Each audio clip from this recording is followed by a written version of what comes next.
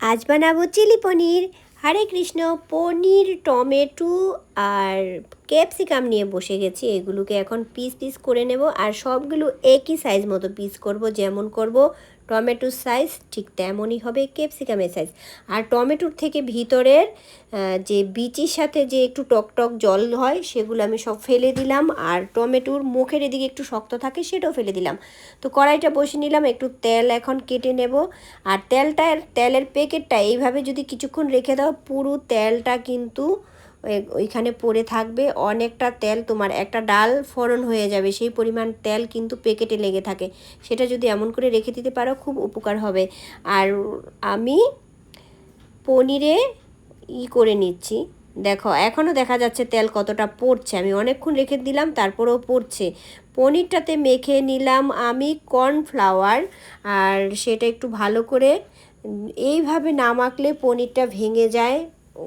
জল খুব একটা দিলাম না, পনিরের গায়ে একটু জলের ছিটা দিয়ে তারপরে ভাজা শুরু করে দিলাম। তো ভাজছি এখন খুব সুন্দর করে, একদম পুড়া যাবে না, আস্তে ধীরে পনিরটাকে ভাজতে হবে। কারণ পনিরের সৌন্দর্যতেই আমাদের চিলি পনিরটা খুব সুন্দর হবে। আর এই চিলি পনিরটা হয়তো অনেকের সাথে এই রেসিপিটা আমার মিলবে না, কারণ এটা আমার একদম পার্সোনালি মেড বাই সুজাতা।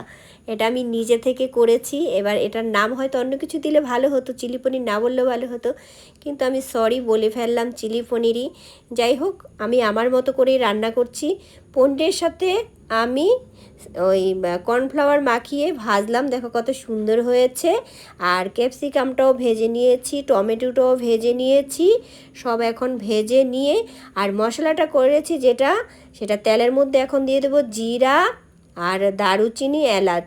আর এই যে বাটিতে মশলাটা দেখছো, এখানে অনেক রকমের বাদাম, টমেটো পেস্ট, আদা, তারপরে জিরে, অনেক রকমের বাদাম, সব কিছু একটু ভালো করে, এই যে আমি কিন্তু তরকারিতে খুব কম পরিমাণে তেল দিই, কারণ একটু এই গরমে হেলথের কথাও চিন্তা করতে হবে। খুব তেলে ঝুলে খেলে কিন্তু খুব অসুস্থ হয়ে যাচ্ছে সবাই, অনেকেই গ্যাস হয়ে যাচ্ছে, অম্বল হয়ে যাচ্ছে। সেই জন্য আমি একটু তেল মশলা কম দিই। দেখতেই পাচ্ছ একদম কড়াইতে তেল নেই।